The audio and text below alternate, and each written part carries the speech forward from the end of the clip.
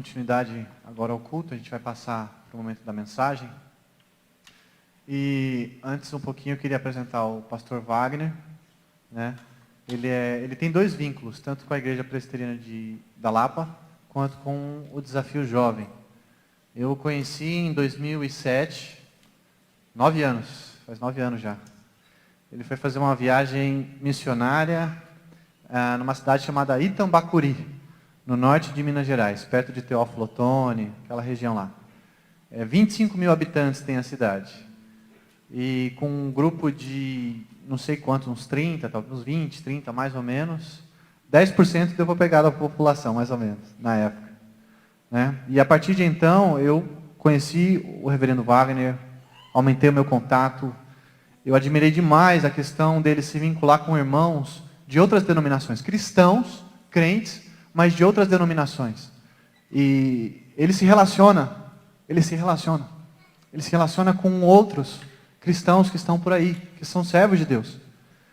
E eu passei a valorizar, passei a me vincular ao Desafio Jovem cada vez mais, hoje menos, por causa do meu trabalho que eu tenho em São Paulo, né? E o tema de hoje foi escolhido especialmente para ele, porque como ele está vinculado com, não sei se vocês conhecem, o Desafio Jovem ele trabalha com pessoas que são viciadas, pessoas que têm vício em drogas e escolhem o tratamento do Desafio Jovem. Só que lá, eles não enxergam que Jesus é a única maneira para você sair das drogas. Não. Eles enxergam que a verdadeira necessidade da pessoa é Jesus Cristo. A pessoa pode sair das drogas sem necessariamente ir para o Evangelho. Mas eles entendem que tem um problema que controla aquela vida. E eles fazem toda uma abordagem muito especial. Tem sido muito abençoador para mim ter essa proximidade, graças a Deus, são pessoas muito queridas. E a alegria que brota da angústia, esse é o tema de hoje. E nada mais propício trazer alguém que lida com tanta angústia, de tanta gente, de tantos lugares, né? E ao mesmo tempo tem visto também tantos testemunhos, tanta libertação, tanta esperança, né? Então eu gostaria de chamar o pastor Wagner, eu gostaria de orar pela vida dele. E pedir que Deus esteja abençoando ele nessa noite, guardando o nosso culto mais uma vez. Pai, obrigado por mais essa noite, ó Pai, por estarmos aqui diante da Tua presença, ó Pai. Nós buscamos ao Senhor, ó Pai. Se tivermos aqui muitas pessoas, 1000 pessoas, tivermos 100, se o Senhor falar conosco, sairmos daqui satisfeitos, ó Pai, e plenos do Senhor.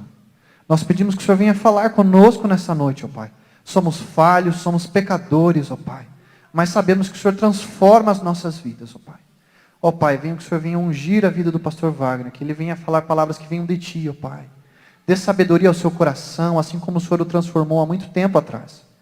Ó Pai, conduza-o durante esta mensagem e que as nossas vidas sejam tocadas. Prepara o nosso coração também, ó Pai, para ouvir e que haja frutos, ó Pai, na nossa vida, ó Pai. Pedimos o Teu perdão, ó Pai, que o Senhor venha nos perdoar, nos conduzir e nos transformar nessa noite. E que possamos sair daqui genuinamente felizes, contentes, alegres, ó Pai, mas ao mesmo tempo conscientes da nossa verdadeira condição diante do Senhor. Ó Pai, conduza-o e abençoe-o mais uma vez, em nome de Jesus.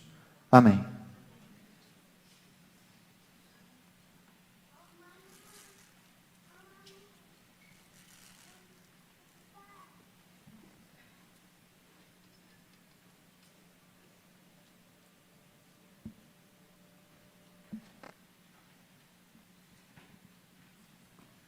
A graça e a paz do nosso Senhor Jesus, meus queridos irmãos. É um prazer estar aqui com vocês nessa noite. Tenho acompanhado pela internet o Aviva São Paulo e agradeço à Federação de UMPs do Presbitério de Pinheiros, que me convidou para estar aqui, ao Guilherme, que tem sido, ele foi modesto aqui, né? Ele tem nos ajudado e nos ajudado muito, muito mesmo. Ele é o nosso intérprete oficial, né? As nossas conferências, nas nossas viagens, ele tem ido como nosso intérprete, traduzindo para o pessoal, traduzindo materiais para nós, do inglês para o português. Já fomos para os Estados Unidos, ano passado ele esteve em Recife conosco, na nossa conferência. De vez em quando os pais deles lá, o reverendo Daniel e a mãe dele ficam desesperados, doidos. Agora eles têm meu telefone. O Guilherme sumiu, está comigo. Né? Então tem sido uma bênção também essa parceria com o Guilherme. E queridos, só para clarear um pouquinho mais sobre o Desafio Jovem, o Desafio Jovem é uma instituição que nasceu em 1958, lá em Nova York, com um pastor muito conhecido. Talvez os mais antigos tenham lido um livro sobre a vida desse pastor chamado A Cruz e o Punhal. E teve um filme também lançado na década de 70. E o Desafio Jovem é um ministério que se espalhou ao redor do mundo, um ministério que trabalha com pessoas que têm problemas controladores da vida. E esse ministério hoje ele está presente em mais de 100 países. Nós estamos em 106 países. Só para os irmãos terem uma ideia, nós estamos abrindo um Desafio Jovem agora em Cuba. Pela graça de Deus, nós começamos a abrir um Desafio Jovem em Cuba. Somos a única organização cristã num país muçulmano. E pasme, convidado pelo governo, lá no Paquistão. E Deus tem transformado a vida de muitas pessoas. E aqui no Brasil não é diferente. E eu tenho a graça de participar desse ministério. Nós estamos presentes em mais ou menos 11 estados aqui no Brasil. E nós temos visto que o Desafio Jovem é um lugar para vidas serem transformadas. Além disso, sou pastor, como o Guilherme disse, na Igreja Presbiteriana da Lapa. E temos desenvolvido esse ministério. De antemão, já quero pedir oração para você. No dia 15 de fevereiro até o dia 21, nós teremos uma ação evangelística lá na Cracolândia. Nós temos trabalhado lá. E do dia 15 ao dia 21. Se você depois quiser participar, entre em contato conosco. Nós temos um site, o desafiojovemdobrasil.com.br. Teremos informações lá. Mas nós vamos ter lá 7 dias de evangelismo naquele local. Vamos receber várias pessoas de vários lugares para trabalharmos lá. E o nosso alvo é tirar muitas pessoas e encaminharmos essas pessoas para algumas comunidades terapêuticas, se assim Deus nos der graça. Então, nós precisamos da oração dos irmãos. E se você quiser se envolver com isso, depois você pode entrar em contato conosco e participar desta bênção. Abra sua Bíblia, querido, no livro de Eclesiastes, capítulo 2.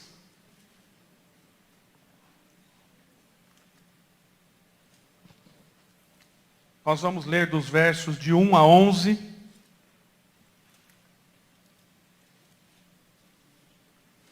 Eclesiastes, capítulo 2.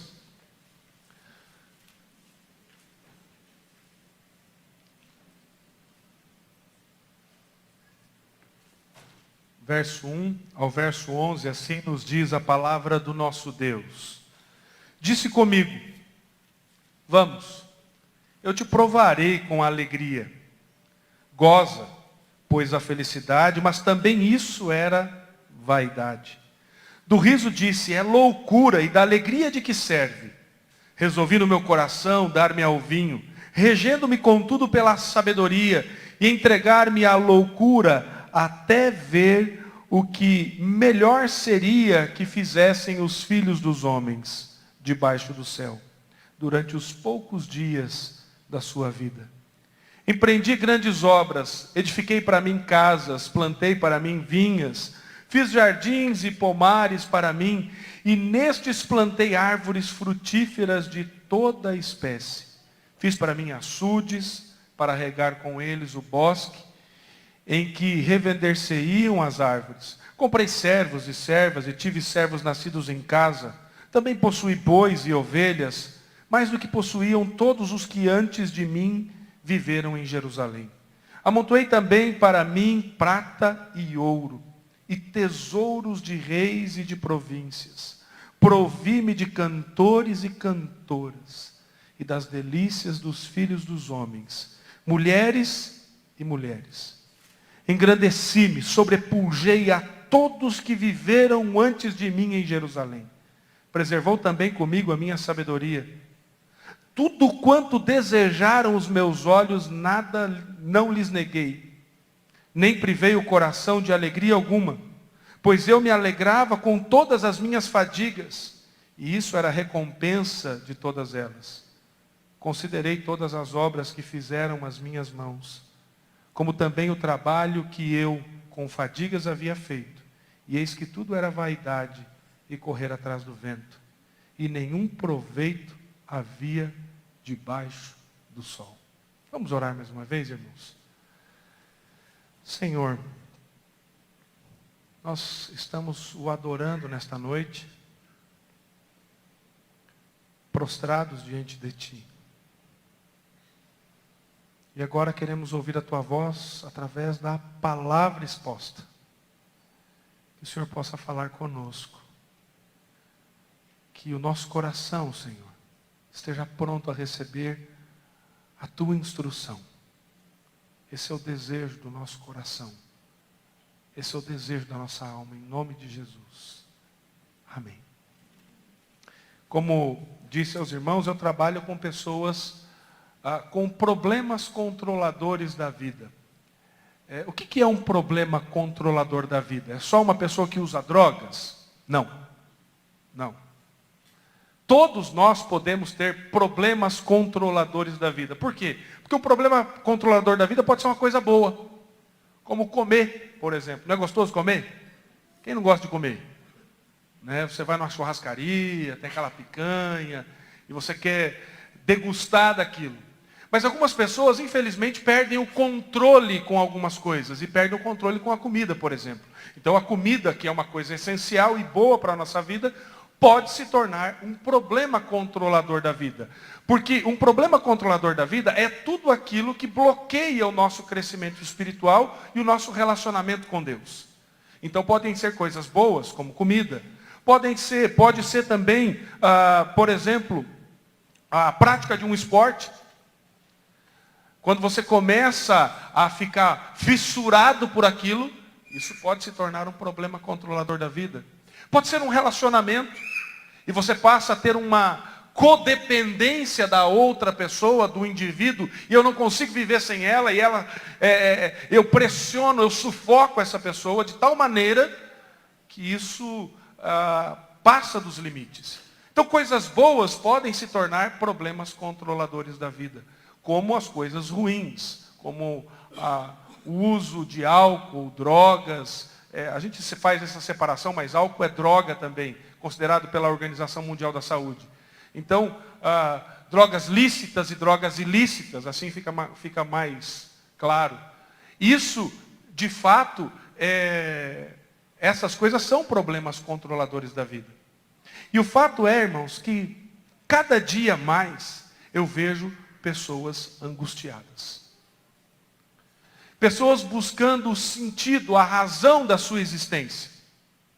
Cada vez mais as pessoas, essas coisas que nós vivemos no nosso contexto, as pessoas continuam nesse círculo tentando achar uma resposta para a sua existência e cada vez mais angustiadas, cada vez mais feridas. É impressionante o fato do crescimento de muitas pessoas na igreja com síndrome do pânico. É impressionante isso. Não é só mais a depressão. A depressão ela é alarmante, o número de pessoas crentes, cristãs, que enfrentam depressão. E é fato que muitos cristãos vão enfrentar isso. Mas o fato é que muitos estão com síndrome do pânico agora. Por quê? Porque estão angustiadas. Porque estão machucadas. Porque buscam, num certo sentido, a razão da sua existência. E alguns tentam buscar isso de várias formas. Aqueles que passam muito do limite e vão para o uso de substâncias que acabam perdendo totalmente o foco e perdendo a razão do porquê existe, tentando achar a razão da sua existência. E o fato é que o mundo que nós vivemos, essas vãs filosofias, esse secularismo, ele nos empurra para cada vez ficarmos mais angustiados. Quando nós falamos da instituição que trabalhamos, eu disse para vocês que é uma das maiores instituições que trabalha com pessoas viciadas em drogas do mundo todo. É uma das maiores. Nós temos cerca de 30 mil vagas ao redor do mundo. Aí você fala, nossa, quantas pessoas sendo ajudadas. Mas perto do problema não é nada. Porque existem mais de 200 milhões de pessoas viciadas em drogas no mundo. O que é isso? Isso é fruto dessa angústia que o homem tem. E ele busca a felicidade. Ele busca a alegria em tudo que ele pode tentar encontrar. E muitas pessoas se perdem nessa busca. A minha pergunta para você é, o que é que você tem buscado? O que tem angustiado o seu coração? Por que você faz o que você faz? Por que você está aqui? Já parou para pensar nisso? Não aqui, neste local, agora, neste momento. Mas por que você está aqui neste mundo? Por que você existe? Por que você quer o que você quer? Por que você estuda? Por que você trabalha? Por que você quer casar, namorar, casar, ter filhos? Por quê? E sabe o que é interessante, irmãos? Que você começa a olhar para algumas gerações no passado. Eu sou da geração dos pais que tiveram 3 filhos. Né? Eu sou mais velho de 3. Tenho 2 irmãs. E aí você olha uma geração, na idade dos meus pais, quase todo mundo teve 3 filhos. Mas dos meus avós eram 8. 10. Da parte da minha mãe eram 10 irmãos. Da parte do meu pai são 8. Eu tenho 7 tios. Né, entre tias e tios. Tem primo meu hoje que se eu encontrar na rua, não sei nem quem é. Tanto tempo que eu não vejo já, eles moram lá em Santa Catarina. E eles também, se me ver, me encontrarem, não vão saber quem eu sou, porque a gente não se vê faz tempo. Mas de família grande. E aí, eu já sou da geração que já estou sendo exceção à regra, porque eu tenho 2 filhos. Porque a minha geração quer ter um filho só. E esses dias conversando com a minha cunhada e tal, e nós oramos para que ela mude, eu falei, você vai ficar em pecado, hein, porque tem que multiplicar. E tem um pastor lá na igreja que trabalha conosco, o reverendo Mauro Meister, ele diz o seguinte, multiplicação é a partir do 3º, 2 é só reposição. Né? Você só repousa o que você e esposa, colocou 2. Então, ele falou, eu estou num dilema, porque ele tem 2 filhos. Eu falei, eu tenho 2 também, então só repus.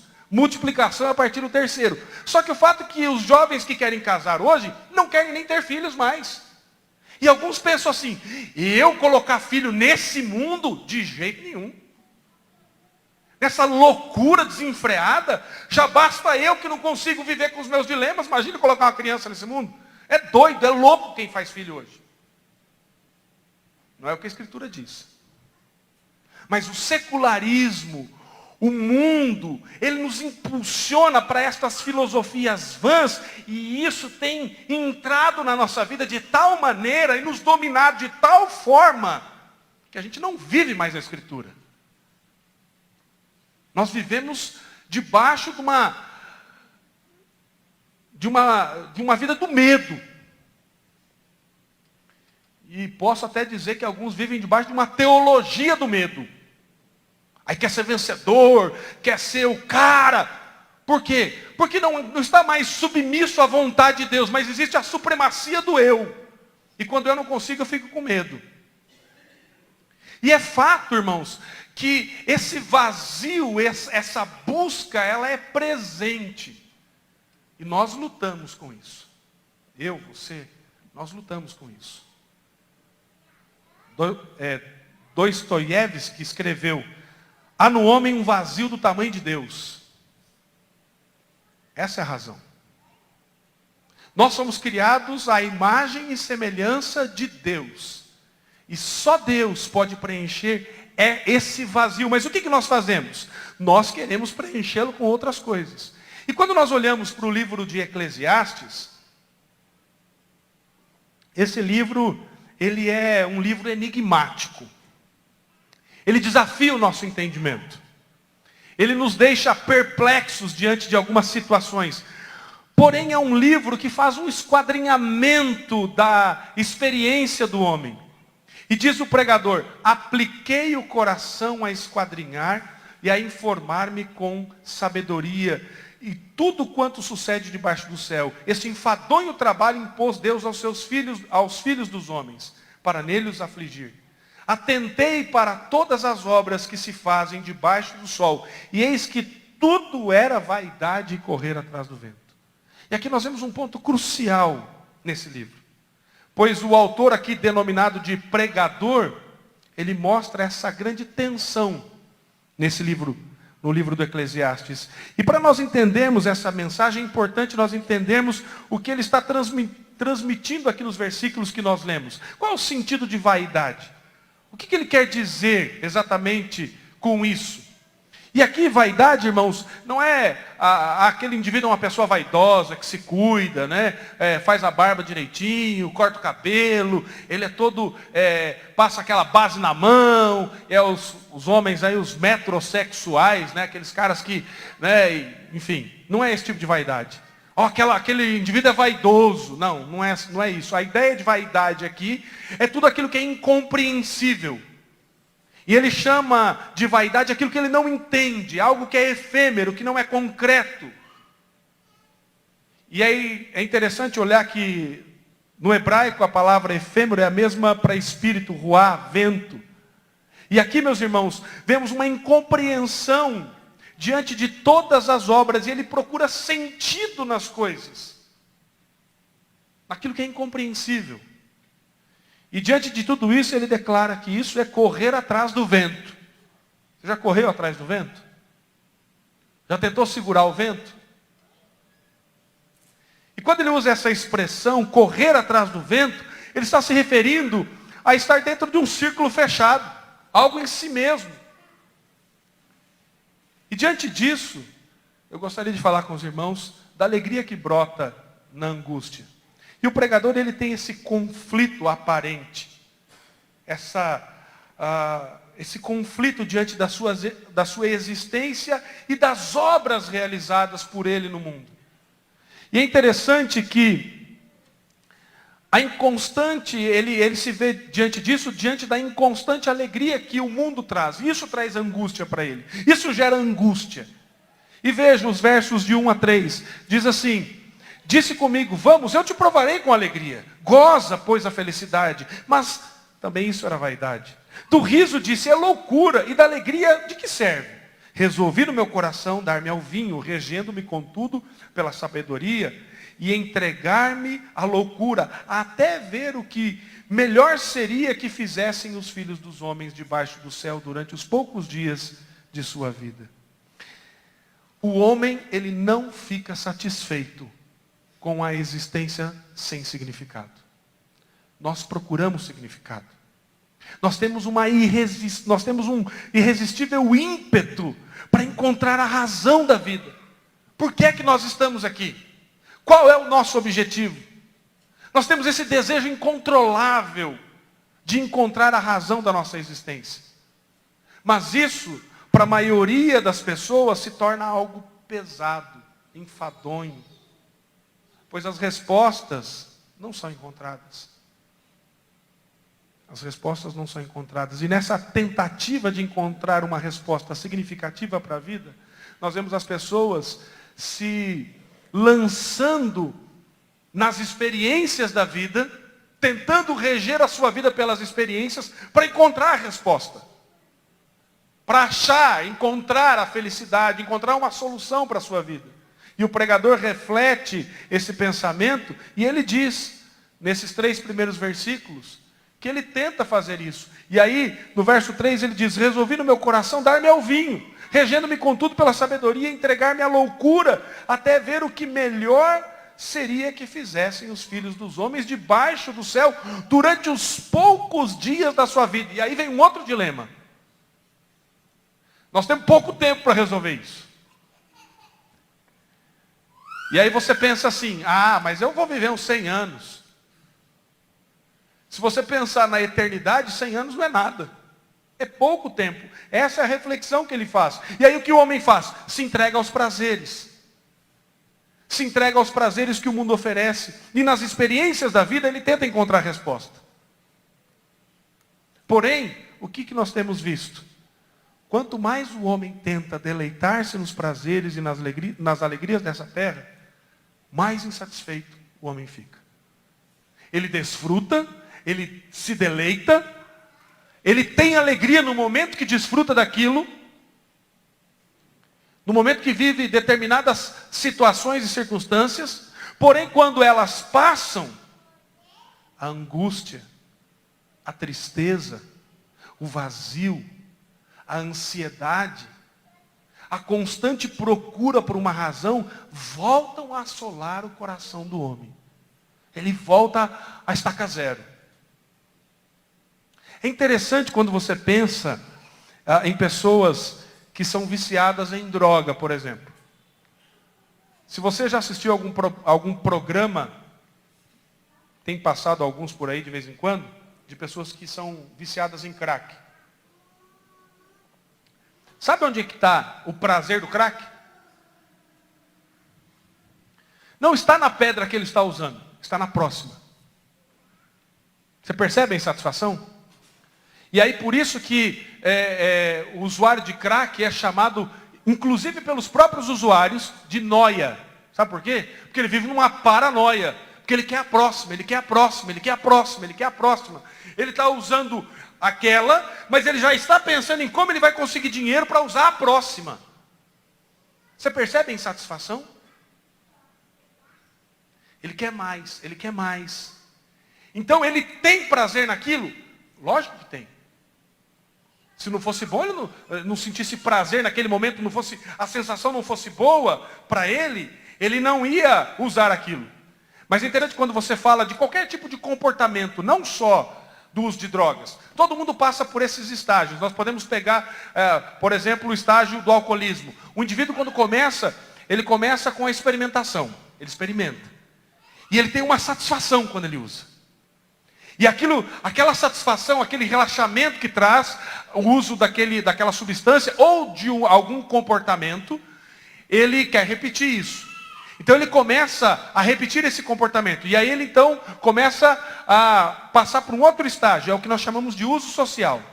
Então ele começa socialmente a usar aquele comportamento. Ele não é dependente daquilo.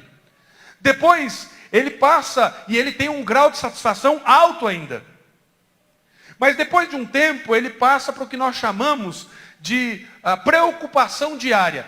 Ele tem satisfação, mas o gráfico começa a descer, ele começa a sentir dor. Por quê? Porque começa a afetar a vida dele já. Já começa a afetar a sua rotina. E aí, ele chega num último estágio, que é o estágio da dependência, onde ele vai fazer uso do comportamento da substância, única e exclusivamente para se sentir normal.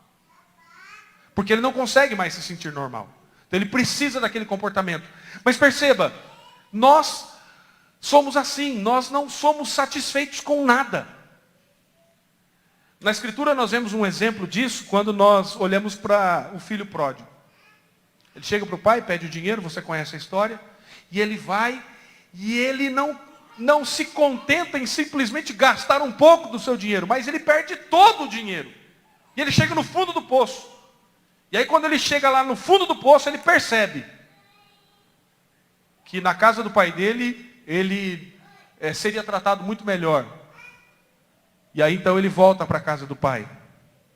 Quantos pais na instrução dos seus filhos pensam assim, vou deixar que ele experimente as coisas, e não estabelece limites para ele, e aí deixam que os filhos experimentem a vida. Só que nesse experimentar a vida, tentando encontrar a razão da sua existência, sabe o que ocorre? Muitos se perdem. E para alguns, infelizmente, não tem volta.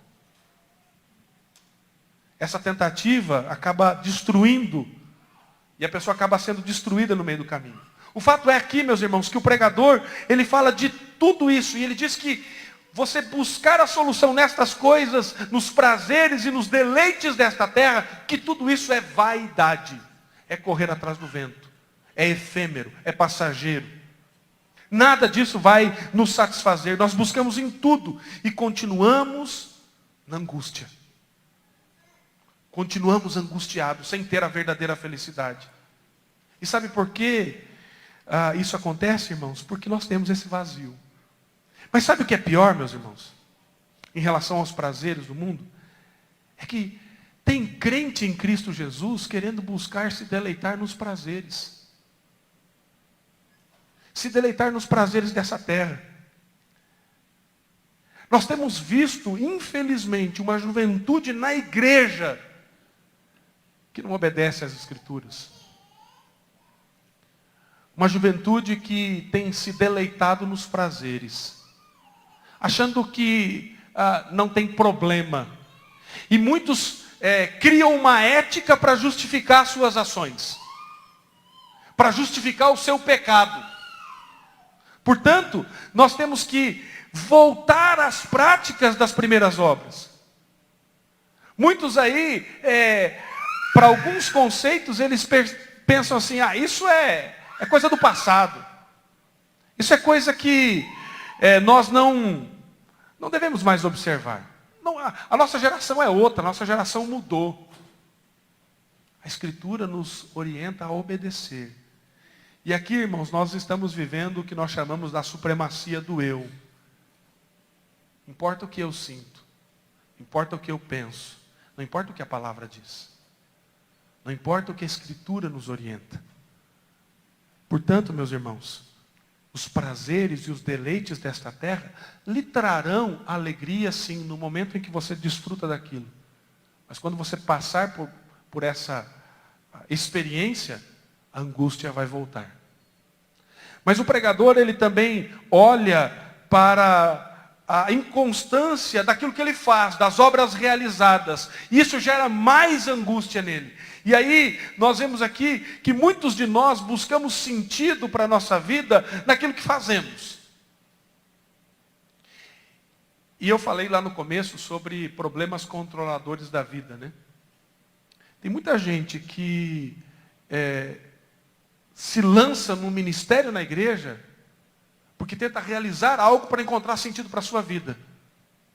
E se faz isso como fim em si mesmo, não vai achar.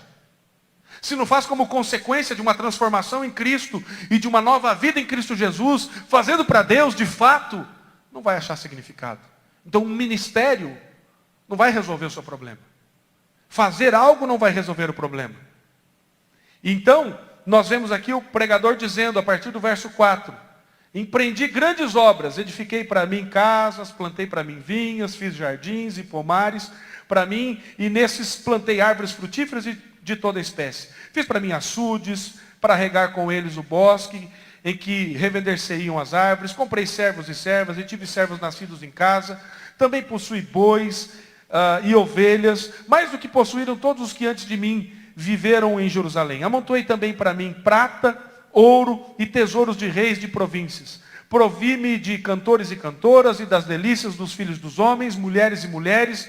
Engrandeci-me e sobrepujei todos os que viveram antes de mim em Jerusalém, e preservou também comigo a minha sabedoria. É interessante notar que em cada uma destas obras realizadas, nós vemos alegria naquilo que ele faz. Mas parece que nada disso satisfaz. E isso acontece conosco. Nós planejamos, nós trabalhamos para conquistar alguma coisa, nós lutamos por aquilo, nós conquistamos, e quando nós conquistamos, começamos a desfrutar daquilo que nós sempre sonhamos em ter, e parece que a insatisfação volta.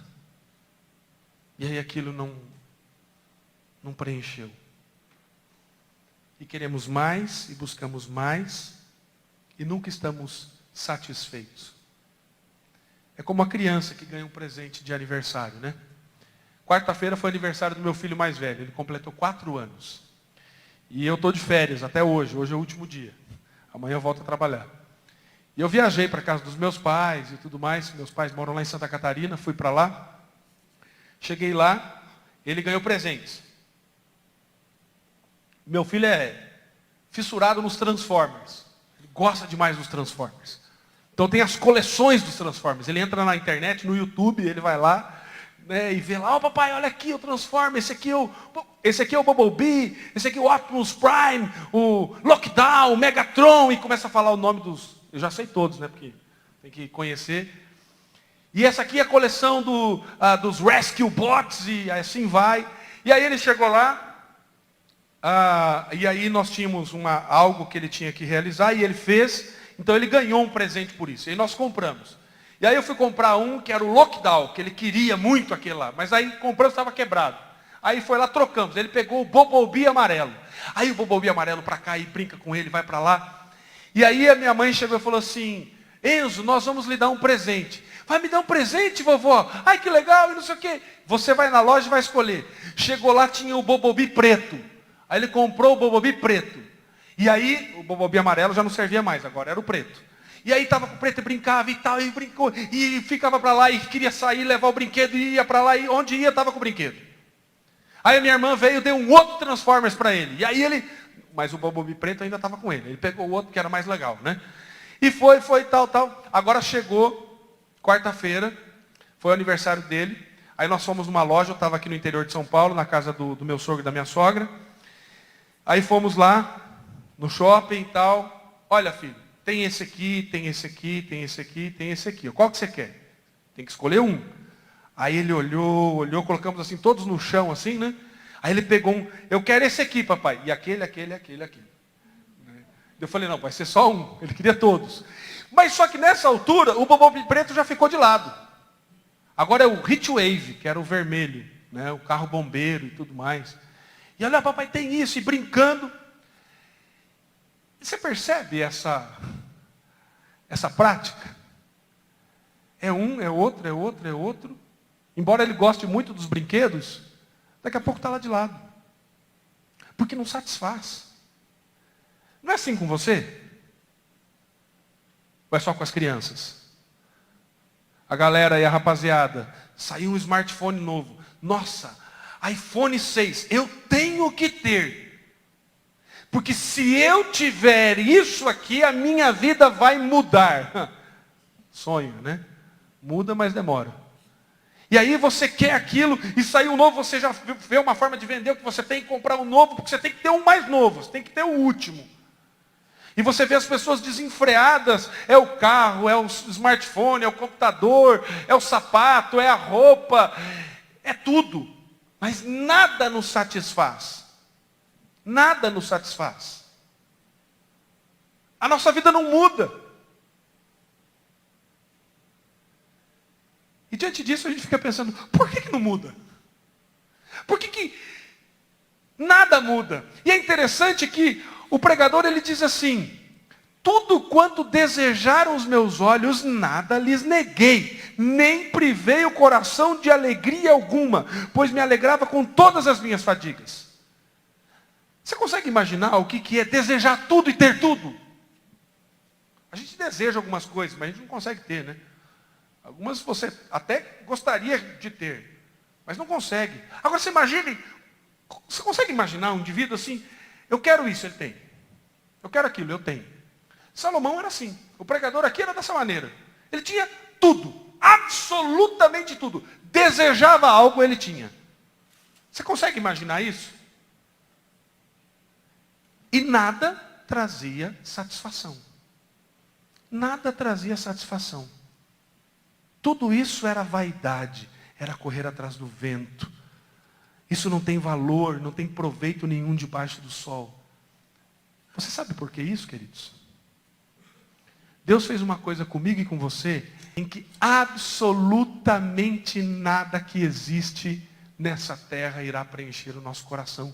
Nós vamos continuar angustiados. Abra sua Bíblia no capítulo 3 de Eclesiastes e leia, aí acompanhe comigo a leitura do verso de número 11. Aqui está a razão dessa insatisfação. Aqui está a razão da nossa angústia com aquilo que nós realizamos e quanto à nossa existência. Diz assim, tudo fez Deus formoso no seu devido tempo. Também pôs a eternidade no coração do homem, sem que esse possa descobrir as obras que Deus fez desde o princípio até o fim. Querido, Deus fez uma coisa comigo e com você, para nós não nos deleitarmos e não nos satisfazermos com as coisas do mundo e com as coisas que existem nesta terra. Ele colocou a eternidade no nosso coração. Esta é a razão do porquê absolutamente nada que existe nesta terra vai preencher o nosso vazio. Porque nós temos a eternidade no nosso coração. Nós não fomos criados para sermos casados com este mundo. Nós não fomos criados para viver aqui da nossa maneira, nessa supremacia do eu, que eu quero, eu faço, é do meu jeito, é da minha maneira. Não é isso que Deus quer para você e para mim, meu amado. Não é isso que Deus quer.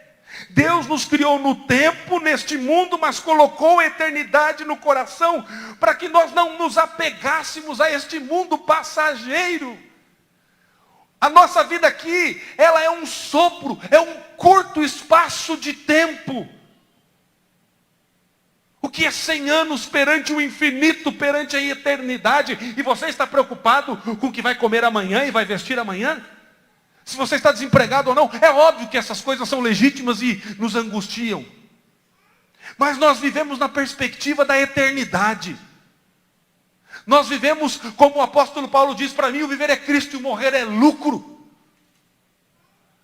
Nós estamos naquela ideia assim, né? Jesus vem, mas demora, né? Volta Jesus, mas demora um pouquinho. É igual o bêbado que entrou na igreja, né? Então na igreja o pastor falando assim, Jesus está voltando, irmãos, aleluia! E o bêbado, volta, mas demora. E Jesus está vindo, irmãos, e o bêbado gritava lá de trás, volta, mas demora. Ô, aqui, ó, seu bêbado, o senhor fique quieto, aí senão vou chamar a polícia. Esses daí vêm rapidinho. O bêbado falou, né? É assim que você está? Jesus volta, mas demora, né? Ah, falou que ia voltar 2000 anos atrás, não voltou até agora. Ih, não esquenta a cabeça não, velho. Toca o barco aí, segue a vida. Vamos vivendo a filosofia do Zeca Pagodinho, né? Deixa a vida me levar e vamos embora. Vamos ver o que vai dar. Lá no final a gente acerta as contas. Essa é a sua filosofia? É assim que você vive? Aquele que tem a eternidade no coração, ele não vai conseguir preencher nada. E nós todos temos essa eternidade no coração, porque fomos criados à imagem e semelhança de Deus. Por isso o homem vive angustiado. Por isso, esse alto índice de depressão, de síndrome do pânico, de pessoas se lançando aos prazeres desta terra, se viciando em drogas, não satisfeitas com casamentos e destruindo a vida. Porque, por mais que nós tentemos nos apegar às coisas e às obras deste mundo, nós nunca teremos um prazer eterno nas coisas da terra, pois nós fomos criados no tempo com a eternidade no coração. Nós fomos criados no tempo com a eternidade no coração, irmãos. É assim que o homem foi criado. O homem foi criado para se deleitar no Senhor. Esse é o principal objetivo da sua vida. Não é se deleitar na sua vida, nas coisas que você faz. Esses dias eu vi uma coisa interessante. Rapaz, tem cada uma que eu vou te falar. Viu? O indivíduo disse assim, eu sou satisfeito comigo mesmo. Eu gosto de sair comigo. Eu gosto da minha presença. Eu sou um cara legal. Né? É interessante que tem gente que se ama, né? O problema não é ele se amar, o problema é ele ser correspondido, né? Então quando ele é correspondido, aí que começa a ficar complicado, né? Aí eu me amo, e ele mesmo se corresponde. Sabe, meu irmão, você não foi criado para ter o deleite em você mesmo. Você foi criado para se deleitar em Deus. Para se deleitar na presença de Deus. O fim principal do homem é glorificar a Deus e desfrutar da sua presença para a eternidade, para sempre. E quando nós temos um encontro pessoal com Jesus, aí sim nós podemos ter alegria verdadeira, perene, eterna, algo que não passa. A nossa filosofia no Desafio Jovem é esta. Quando o indivíduo chega lá, ele não vai lá para parar de usar drogas. Ele vai lá para se tornar um homem de Deus ou uma mulher de Deus. E ele não vai mais usar drogas porque agora ele ama a Deus. Este é o fator de transformação. É importante sim, ajuda médica, ajuda psicológica, essas coisas são importantes, mas são coadjuvantes. O fator de transformação é Cristo, porque Cristo entra no meu coração e Ele transforma a minha vida, e eu não vivo mais como eu vivia como eu vivia outrora, mas agora eu vivo de maneira diferente, porque Cristo mudou a minha vida. E é extraordinário quando isso acontece, irmãos. É maravilhoso quando você vê uma vida quedada aos pés de Jesus. Quando você vê alguém que estava na rua, sujo, imundo, fedido. E aí você vai lá, participa pela graça de Deus do discipulado desse indivíduo, dessa pessoa. E depois de um tempo ele diz assim: pastor, vem fazer meu casamento. E aí você vai lá e participa dessa bênção. Aí o pai dele vira assim, que não é crente, né? E diz assim para mim: que profissão maravilhosa a sua, né? Eu falei: que bênção, né? Que bênção que ele reconhece, né? É ministério. E aí, há 2 meses atrás, esse mesmo moço liga: pastor, meu filho nasceu. Alguém que estava perdido, destruído, e hoje é restaurado pela graça de Deus. E não volta mais, sabe por quê? Porque Jesus entrou no coração. Pessoas que estão há 30, 40 anos, sem ter uma recaída. Sabe por quê? Porque Jesus é a razão da existência. Pode passar por dificuldades, pode passar por lutas, sim. Mas agora, ele entende que ele vive para aquilo que é eterno. Você encontrou Jesus, querido? Você tem vivido para aquilo que é eterno? Você tem vivido debaixo da supremacia de Cristo? Nós devemos desfrutar do relacionamento com Deus e deixar o secularismo, os prazeres desse mundo de lado e viver com o nosso Senhor de forma intensa. Só encontraremos alegria perene na supremacia de Cristo na nossa vida. Por isso nós temos que fazer morrer a nossa velha natureza. Nós temos que matar o nosso maior inimigo, que somos nós mesmos. E todo o desejo, todo o anseio de queremos ser satisfeitos naquilo que não satisfaz o nosso coração. Nós temos que fazer morrer isso. E nós devemos buscar a satisfação no Senhor, naquilo que é eterno. O nosso alvo é fazer a vontade do Pai. E como é que você pode fazer isso? Primeira coisa, sendo um crente relevante onde Deus te colocou. Sendo alguém que vai fazer a diferença onde você está. E sabe, irmãos, nós temos que pensar nisso. Ser relevantes, não nos contaminar com o secularismo presente. Nós temos que proclamar o Evangelho. E aí, hoje nós ficamos vendo um Evangelho que não produz nada. Um Evangelho apático, um Evangelho que não faz diferença. E as pessoas falam de avivamento, avivamento. Avivamento não é aglomeração de pessoas, não, irmão. Avivamento não é encher uma igreja ou encher um estádio. Se nós formos olhar para isso, olha na época do Billy Graham, na época do David Wilkerson. Eles enchiam milhares e milhares de estádios com milhões de pessoas. Agora, avivamento é o que aconteceu com o David Wilkerson.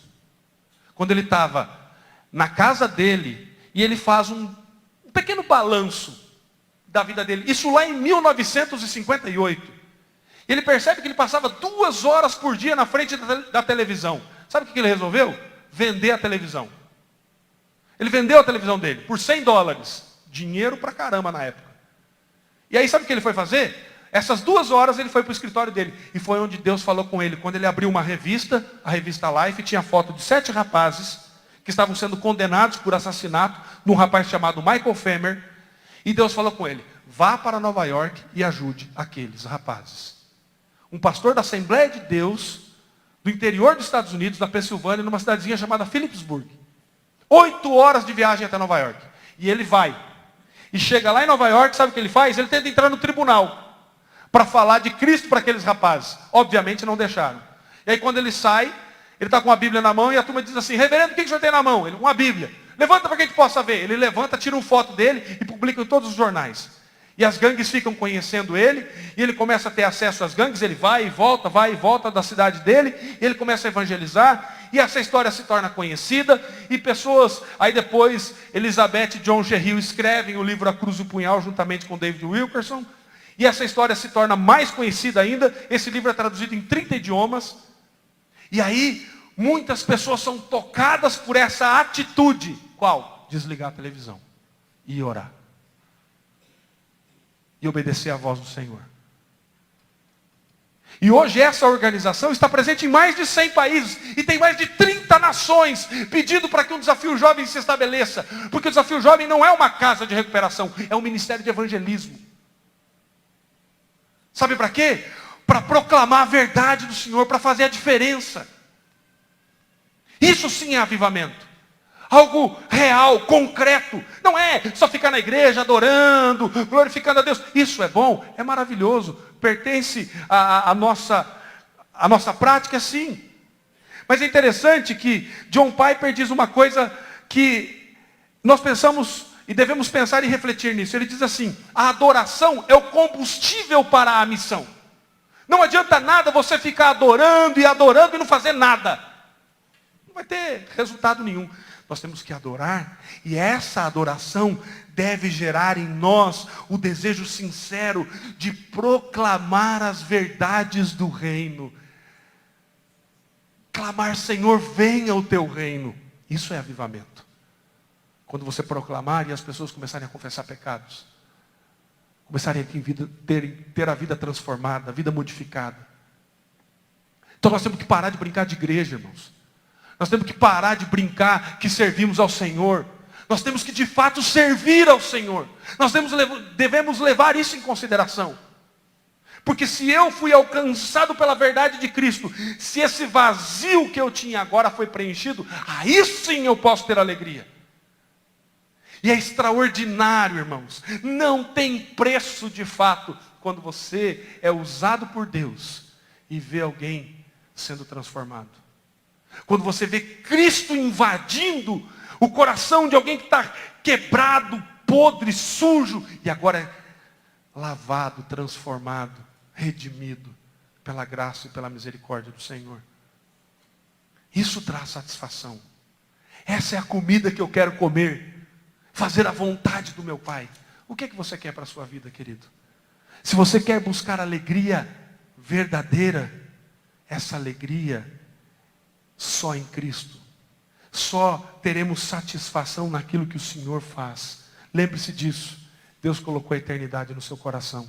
Só aquilo que é eterno poderá satisfazê-lo. Que nós possamos, para a glória do nosso Senhor Jesus, refletir sobre isso.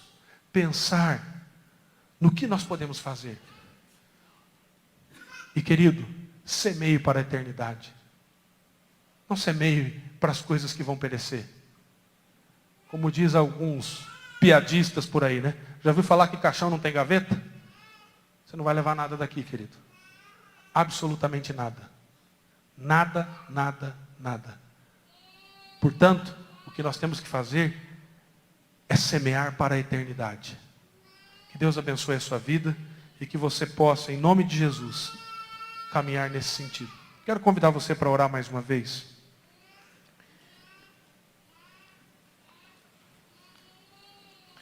Senhor nosso Deus, nós sabemos que o Senhor conhece todas as coisas, que o Senhor conhece a nossa vida, que muitas coisas nos angustiam, mas na maioria das vezes, Senhor, a nossa angústia ela é fruto da nossa desobediência, do nosso desejo de viver para nós mesmos, da nossa falta de fé, da nossa falta de confiança na Tua soberania, na supremacia de Cristo. Pai, em nome de Jesus, que de forma extraordinária o Senhor possa mudar a nossa vida. Que o Espírito Santo possa quebrar, Senhor, todos os nossos conceitos equivocados, e que possamos, Deus,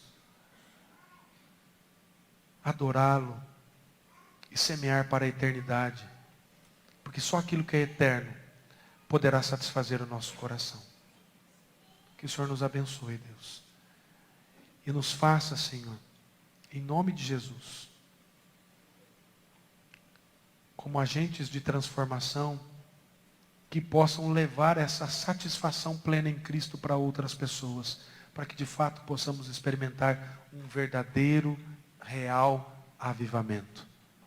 É em nome de Jesus que nós oramos. Amém.